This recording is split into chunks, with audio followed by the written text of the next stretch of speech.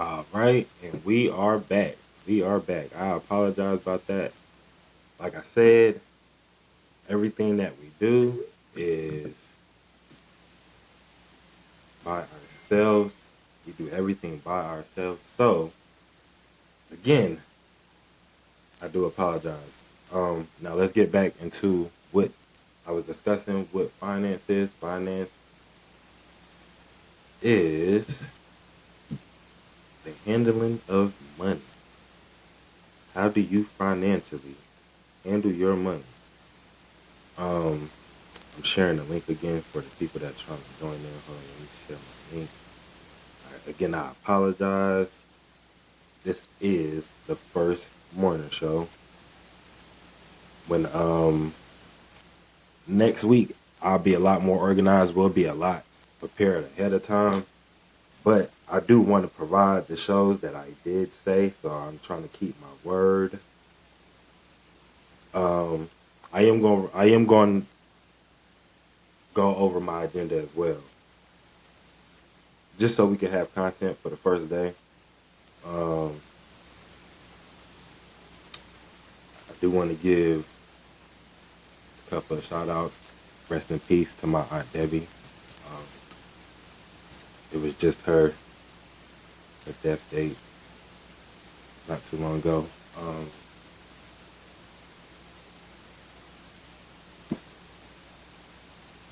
want to shout out to my daughter. My daughter's birthday is coming up on September the 16th.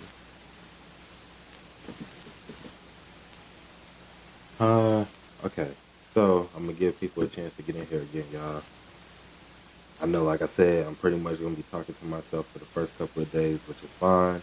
I'm not really expecting 1,000 people to be viewing, but we will get there as time prevails. I do believe that if you have faith in your calling will succeed. So let's get started with this agenda. I'm gonna be looking at my phone because the notes didn't want to pull up on the notes did not want to pull up on my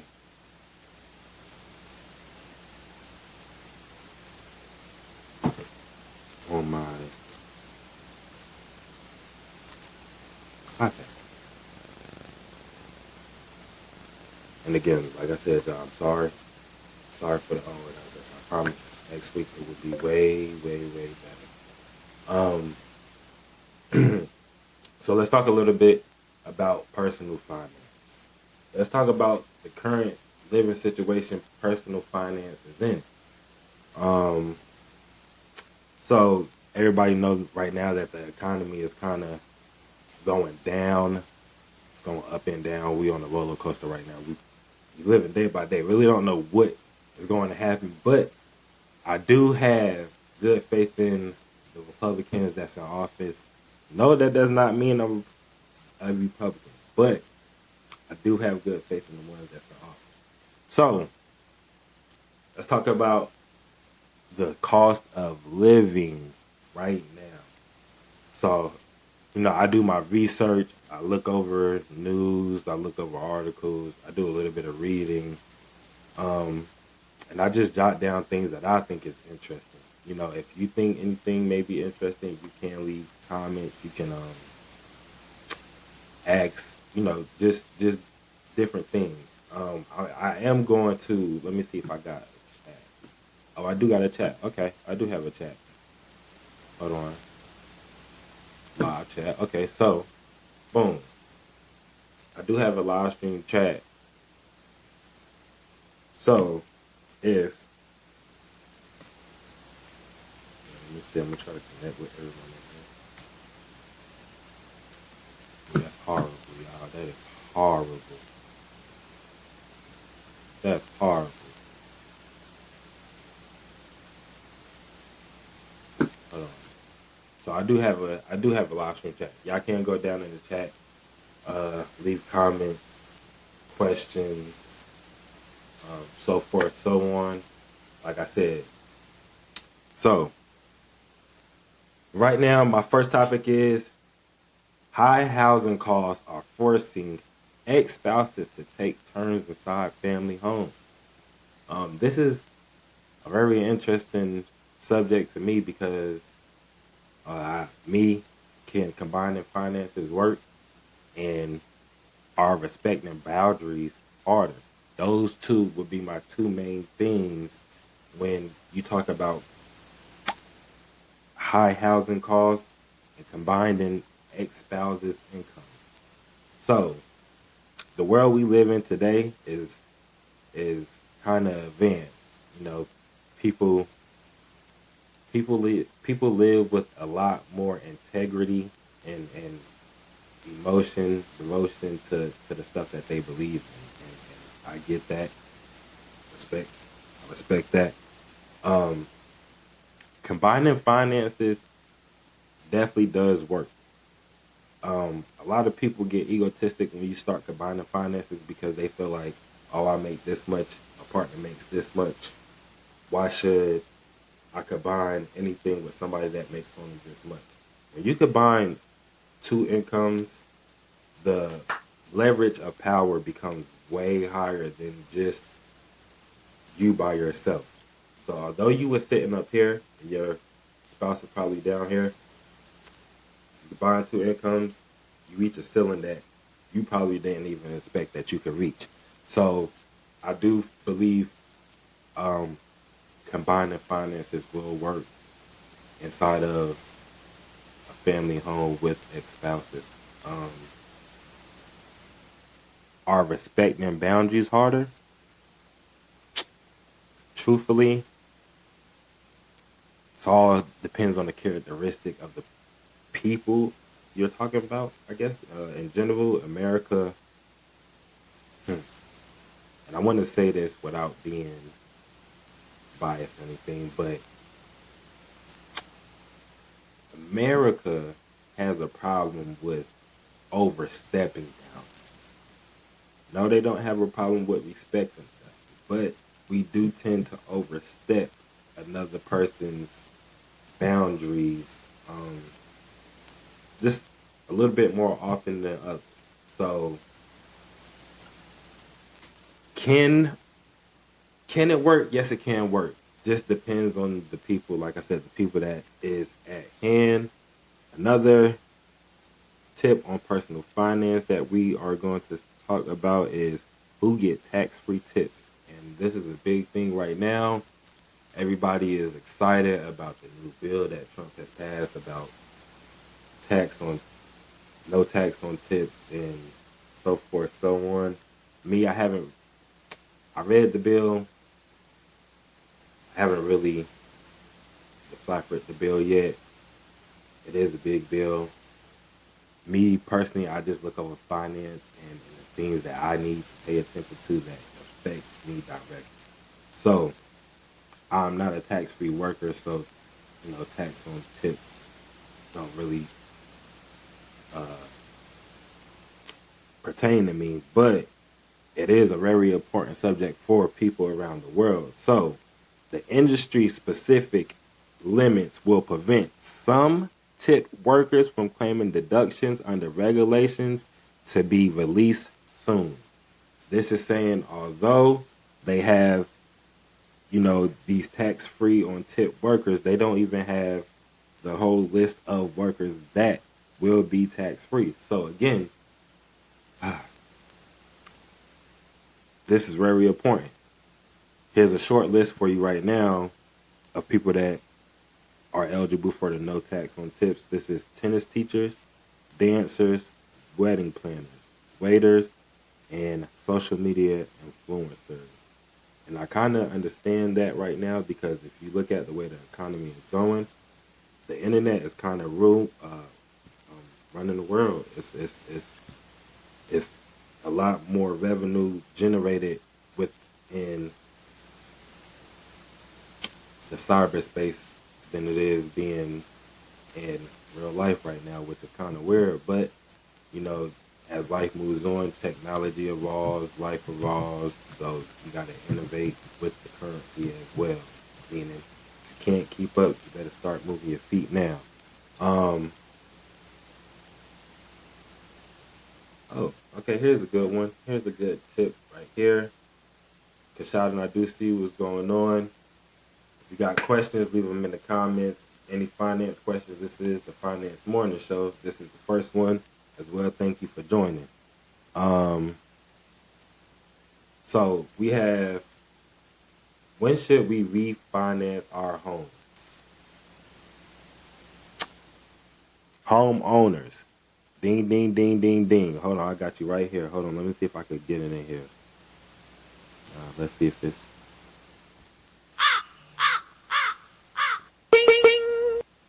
I don't know if it made the noise, but we'll see in the editing. Okay, so homeowners, this is really important for you right now. I mean, right now. With the average 30-year fixed mortgage rate, it's on a 10-month low right now, meaning it's steady decreasing. People that's looking to buy homes, this is a good time to try to get in and buy a home.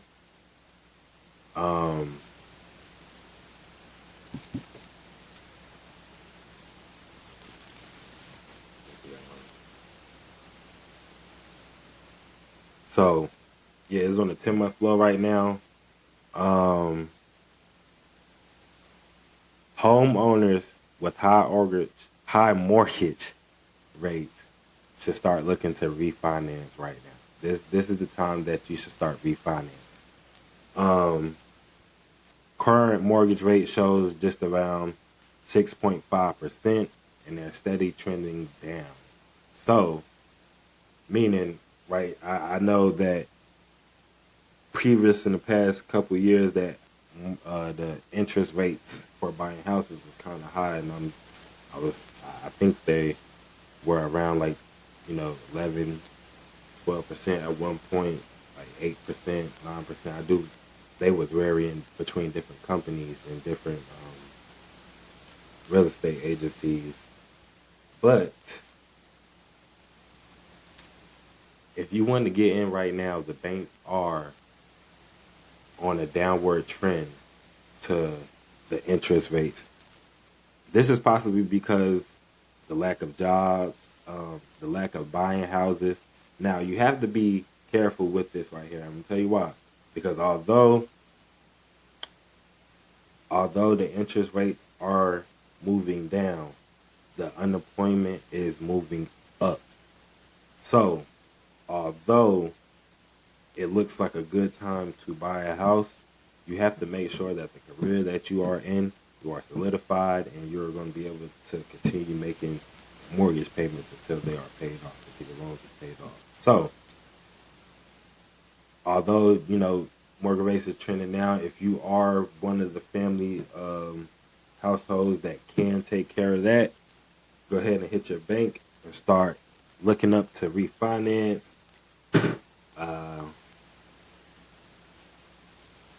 We have credit. We're going to talk about credit today. And we're not going to dive deep into credit today. This is just going through articles and stuff that I thought was interesting. Just to give y'all a feel of what the Finance Morning Shows will be about. I also will be teaching as well. I'm not really in the teaching mood today. I got to become a mechanic after this show. So I'm doing the due diligence and making sure that I stick to my word. So also that y'all know that I'm fully committed to this podcast. So let's talk about credit. Student loan delinquencies hit record as late payments pile up. Now, I am no longer a student. I am a graduate. I did use financial aid, so I do have student loans. Now, this is the best advice that I can give me personally to America. Okay? Take care of your business. There is no better feeling than looking at somebody and knowing that they know you take care of business. Okay? So just handle your business. Like I said, I did use financial aid, so I am I'm not one of those because I'm not late. I'm not one of them late payments. But my payments is about to start because I did graduate in July of 2025. So they gave me until I think they gave me a grace period up until 6 months. So you add July, or December, which is cool. Okay, it's fine. But it says roughly 31% of borrowers are at least 90 days past due, according to data from TransUnion. Borrowers say they are prioritizing essentials such as housing or groceries, while other Americans are choosing not to pay and form as a protest. Lastly, this will lead up to wage garnishment. So,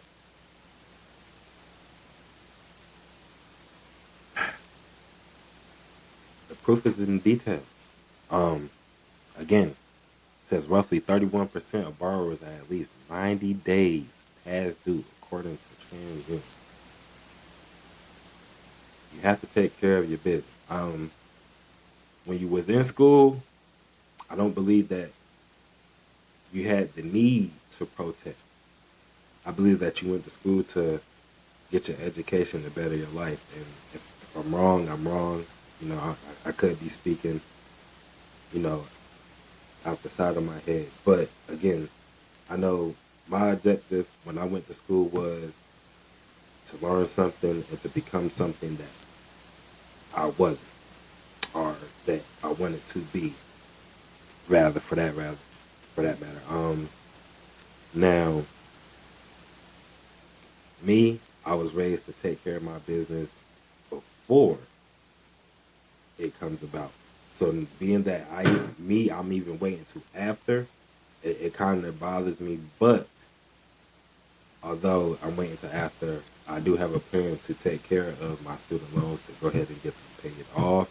So I don't have to worry about wage garnishment. I don't have to worry about delinquencies. I don't have to worry about my credit dropping. I don't have to worry about past due accounts. I don't have to worry about nobody calling me, bill collectors calling me. Um, and other things and other stresses that using loans causes. Now, although everybody not might be in the same position as you are in, um, you have to do what's best for you and how you know how. Now, millennials, hello, how are y'all doing? We're going to talk a little bit about real estate and where y'all are buying houses at. And why are y'all buying houses in these areas? Okay, so we have in the metro area, millennial ranked number one, Raleigh, Cary, NC. It's about 4.5% in 2024 that bought houses in Raleigh. This is the millennials, y'all. This is the generation that we are in now, the new adults. So, ranked second, we have Indianapolis, Carmel, Greenwood, Indiana. I haven't heard of that place before. I will go do some research. Um, I do want to know why people are moving there. Or the price of the median income of millennial mortgages is 103,000. The property value is 325,000. Okay, so I can kind of get that. That's a third of what. That's a third of the income people are making. So I could kind of median wise. So I say on average, the property value is about a third of what a person will make in a year. So okay. Third, we have Charlotte, Concord, and Gastonia, NC/South Carolina. This is 4.28%. Y'all are the property value. I apologize. The property value in Charlotte, Concord, and Gastonia is 425,000. The median income is 125,000. So that right there, y'all kind of trying to live above your means. Which I mean, hey, do what you feel. You live how you please. Me, I kind of try to stay within a certain range. I don't try to go. I don't try to do too much, and I don't try to do too less. I like being neutral. This is thin gray line. Many people don't see that thin gray line. Okay, fourth, Nashville Davidson. And who is this? Excuse me if I mess this up again. I am an accountant. I'm not an English teacher. If I do butcher words, y'all can clown me like I said in the soft line. Fourth is Nashville Davidson and Murfreesboro, Franklin, Tennessee. That's 4.8 4.08%. 455,000 property value, and 123,000 median income. Again, this for me, 3 and 4 is kind of living above your means. I would take living a third of the property value income. I would like that. On average, that is good because that means in about 3 to 5 years, if you're not doing any extracurricular spending and of expenses and things like that, you will be able to pay that house off within a good amount of time. You won't be that tied for that long into that loan. And that's another thing. You don't want to be tied into loans that long unless you're trying to build your credit. That's one thing. So if you are trying to build your credit, you do kind of want to hold on to that loan as long as you can because that will show as payment, on-time payment, which does help your credit rise. So let's go to number 5. Number 5, we is in Cincinnati, Ohio, Kentucky, Indiana. So this is 4.06%. I ain't gonna get this. I'm gonna get this right. This camera view and the angles and everything, I'm gonna get it right, y'all. I promise. Promise. Please don't bash me. Do not beat me up about my first episode. Because although y'all probably would make me feel some type of way, quote unquote, I am gonna keep going. We're gonna keep this going, okay? So don't worry about the camera angle and stuff right now and about me leaning in like this. I'm really trying to read the data off the phone because again, I couldn't have the notes up on my computer. Once I get familiarized with it, I promise everything will be free flowing. Like you'll be like, oh my God, he ran this podcast before. So number 6, we are at Louisville, Jefferson, Kentucky, Indiana. This is 4.04%. The median property value is $285,000. The median income is $91,000. So, that's actually not bad. That's actually a 30-year income as well. A little roughly under 30-year income, over 30-year income, which is not bad. Again, if you're not doing any extracurricular spending of expenses, then I would estimate in about 3 to 5 years. If that is your main priority and your only priority, you will be able to get that paid off. Number 7, Virginia Virginia Beach, Chesapeake, Norfolk, Virginia, North Carolina. 4.02% of the population. I'm telling you the populations of millennials that bought homes last year. That's the percentage that I keep naming out. The median property value is $365,000. The median income is $105,000. So that's about 3.5 years. If you're satisfied with where you're living, I definitely would accept that as well. I would definitely tell you to continue doing that if you're one of them millennials. Number 8, Milwaukee, Waukesha, Wisconsin. It's spelled Waukesha. So it's probably Waukesha. So it's Milwaukee, Waukesha, Wisconsin. I'm actually gonna go look these places up and familiarize myself with these places because I actually never heard of that. 3.82% of millennials buying houses there. The median property value is $355,000. The median income is $119,000. Now, I will have to go look up this place, Milwaukee, around Milwaukee, Waukesha, Wisconsin, because here you are actually making more than what the property value is.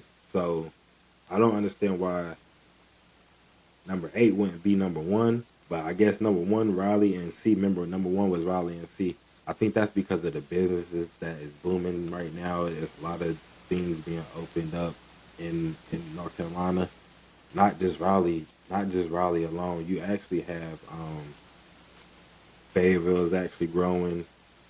Uh, Charlotte has always been Charlotte. Really, everything around the Triangle area is growing to become a bigger city in North Carolina. So I could kind of see why North Carolina is getting a lot of millennials trying to move there. That I have seen North Carolina on the list 3 times. That's why I brought that up. Number 9, we have Jacksonville, Florida, with 3.81% of millennials moving around there. 375,000 for the property value, median property value, and 110,000 median income.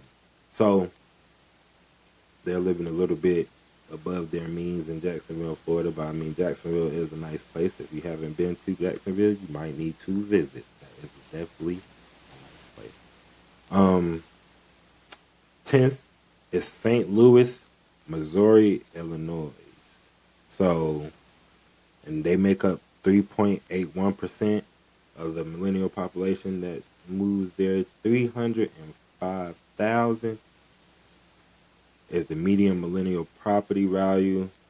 The median income is 106,000.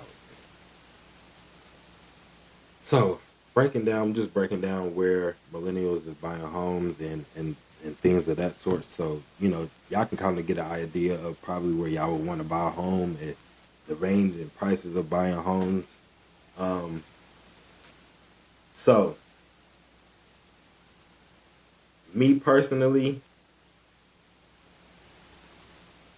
I'm one of the ones who don't try to live above my means. So, like I said, number 8 and number 9, number 8 and number 7, I believe it was number 8 and number 7, where they was making a little bit more than what their property value, a third of what their property value had costed.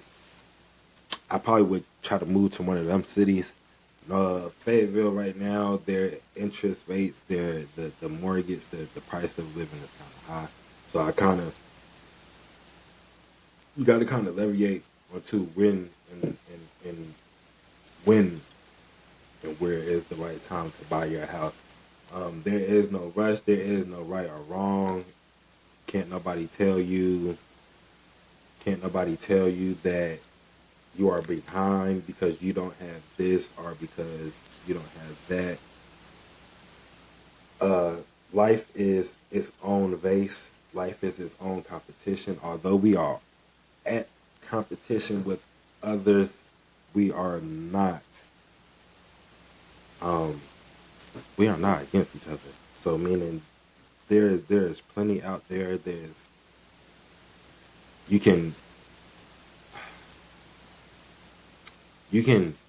help somebody by just helping yourself. If you run your own race, your race might intertwine with somebody else's race. Y'all might combine the race together, make something beautiful. Do not feel pressure if finances are a stress, because although you want to have it figured out and you want to be prepared, you are human. You will make mistakes. It is good to have, it is good to monitor and forecast your finances for the year ahead and be a year ahead. Some people that I have met move more than a year ahead. Some people just do months. Some people do weeks. But me as an accountant, my advice to my viewers would be to start moving and preparing for your life a year ahead. I try to do mine a year and a half. And no, I'm not telling y'all this so y'all could be like me. I'm giving thought for feedback. Um, so we are at a 30-minute mark. I did say that I was gonna run a full show. Well, I tried to say again, because I'm getting tongue twisted. I do know how to articulate, communicate, time, words, time. So what I was trying to say that I said I was gonna try to make this show short. I end up making it a full segment, and I am glad because I kind of got the nerves out. Um, I kind of know what to expect now. I did have some technical difficulties in the beginning. I will be taking notes this week on everything that I see financial. Again, I look through IRS.gov. I go to Bloomberg. I looked up the Wall Street Journal, and I kind of just jot and take notes on everything that I'm seeing happening within this world, within the week, within the month, and then I come back and talk about it.